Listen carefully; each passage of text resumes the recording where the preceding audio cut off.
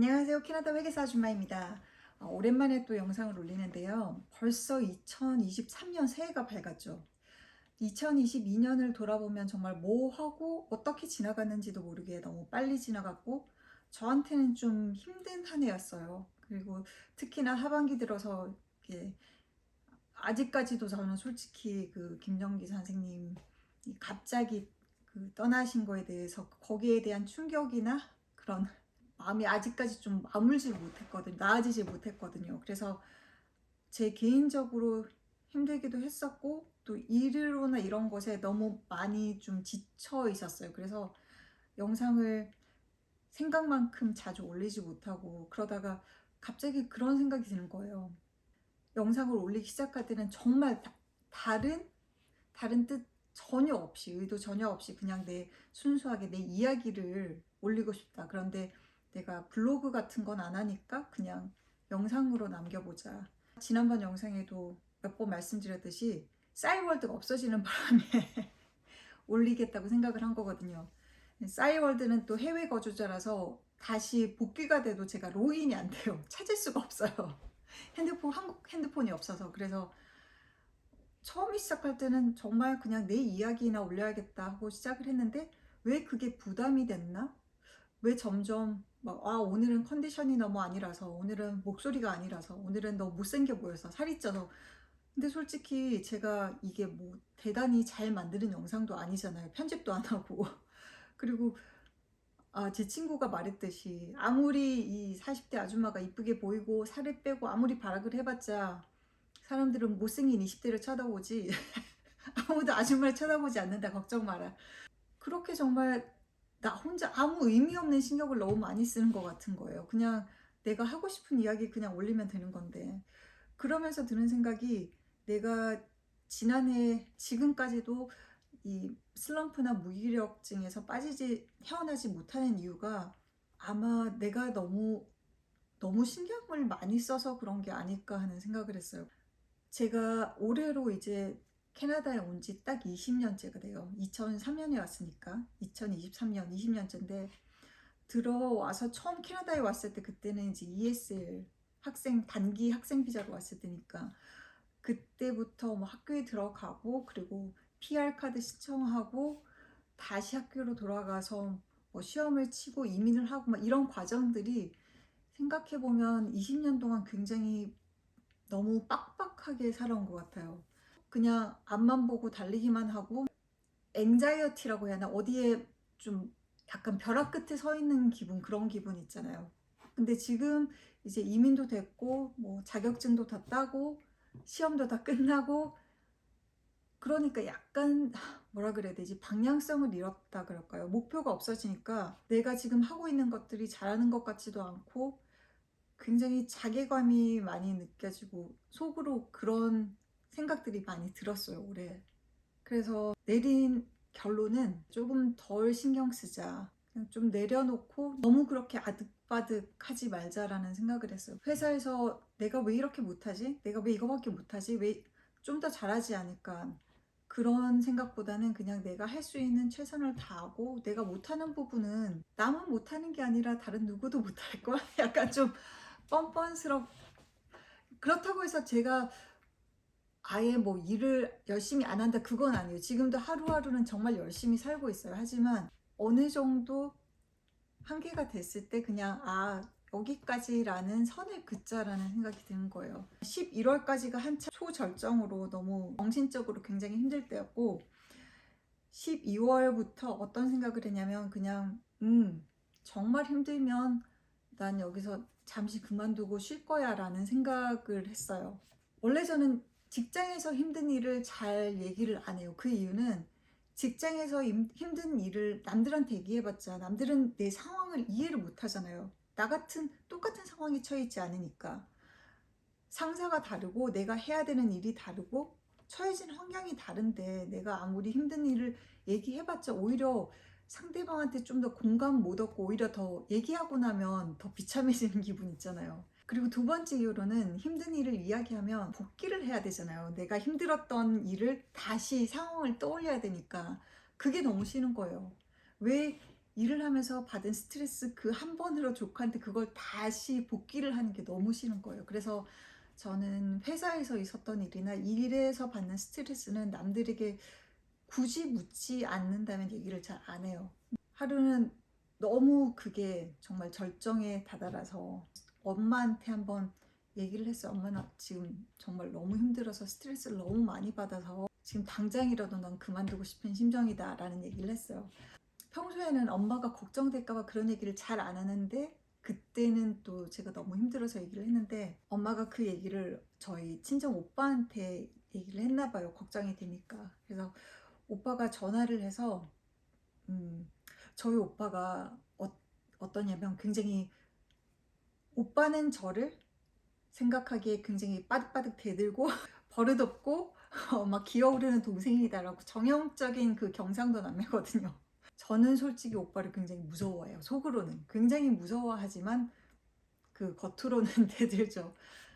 저희 오빠가 어릴 때부터 저희 집안에서 굉장히 똑똑하고 막 그 외모도 잘생기고 이런 좋은 유전자를 다 몰빵을 해준 게 저희 오빠고 저는 좀 이제 크면서 나아졌다.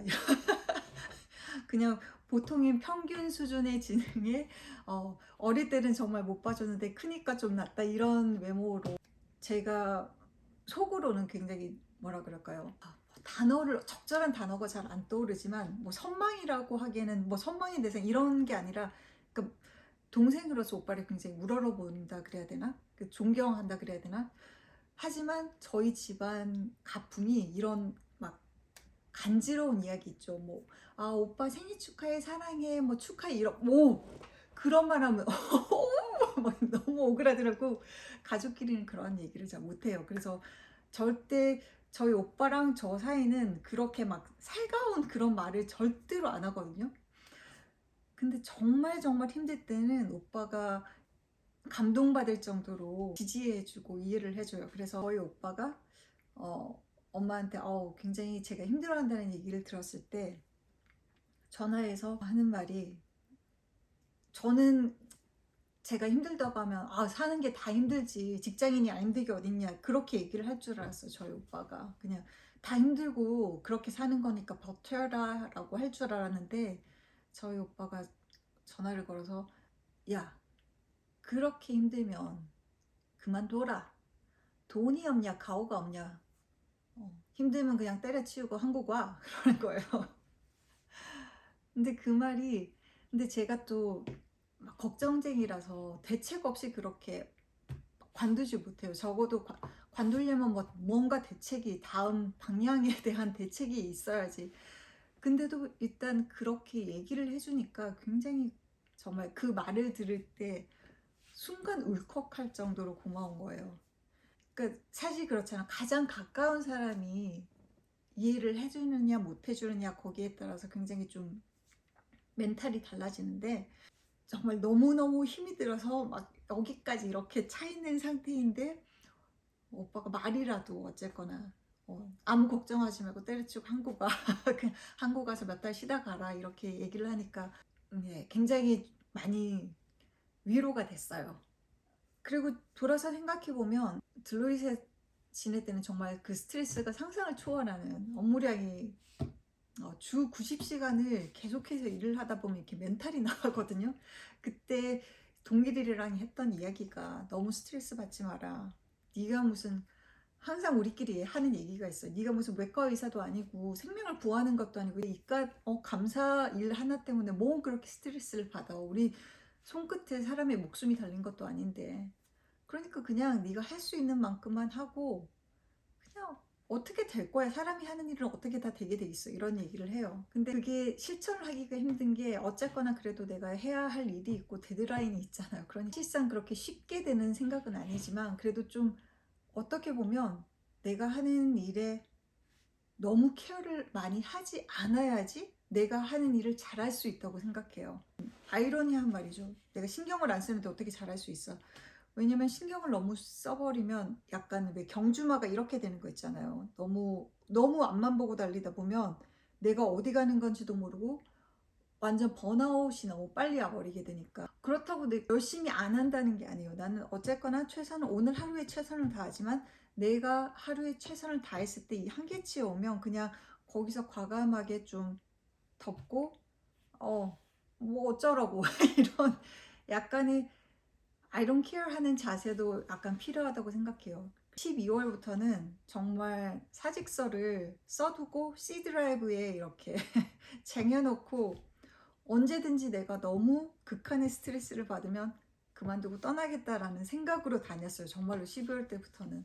또 예전에는 막 밤 12시 넘어까지 어떻게든 이거를 끝내야 된다라는 강박관념에 시달렸는데 생각해보니까 그렇게 했는데 다음 날에는 또 뭔가 변화가 있어서 또다시 업데이트를 해야 되고 일은 끝이 없는 거예요, 정말. 그래서 그냥 오늘 딱 내가 최선을 다한 만큼 하고 내일 다시 하지라는 생각으로 놓기로 했어요. 12월부터. 그렇게 놓고 있으니까 우리 보스가 이 비디오 보면 상관없어. 아무도 모르니까. 근데 정말 좀 약간 내려놓고 난 뒤에 오히려 나아졌어요. 정말 그렇게 내려놓고 나니까 그렇다고 해서 내가 회사에서 일을 안 하는 것도 아니에요. 나 혼자 그걸 못나서 막 아둥바둥 했던 거지. 그러고 나니까 조금 더 편해졌달까? 그래서 12월부터는 한결 조금 나아지긴 했어요. 그래도 여전히 사직서는 C드라이브에 있습니다. 한편으로는 어떻게 생각하면 목표가 없어지니까 약간 더 그런 현타가 왔다 해야 되나? 그런 게 있었거든요. 그러니까 항상 제가 지금까지 달려온 20년은 뭔가 항상 목표가 있었어요. 그의 목표가. 딱 손에 잡히는 뭔가 이루어야겠다는 목표가 없어진 게 아마 작년이 처음이었을 거예요. 그래서 아마 더 힘들었던 것 같아요. 그게 꼭 뭔가 대단한 시험이라든가 승진을 할 거야 뭐 이런 목표가 아니더라도 그냥 내가 뭔가 이루고 싶은 거 하나는 있어야겠다라는 생각을 했어요. 그래서 되게 뜬금없지만 이번 10월 15일 토론토에서 열리는 마라톤에 일단 등록은 해놨습니다. 제가 마라톤을 하면서 또 뭐 빨리 달리겠다, 뭐 서브 4시간이란 욕심도 안 부려요. 그냥 저는 제 페이스대로 그냥 천천히 뛰어서 완주만 하자. 천천히 해서 제가 목표하는 건 뭐 4시간 반? 5시간 안으로만 들어오면 다행이고, 뭐 5시간 넘어도 끝낼 수만 있다면 다행이다. 이런 마음으로 그냥 천천히 내 페이스로 끝까지 포기하지만 않고 완주만 하자 이런 마음으로 지금 트레이닝을 뭐 달리기는 항상 해왔으니까요. 그래도 트레이닝을 좀 더 이제 계획대로 하고 있고요.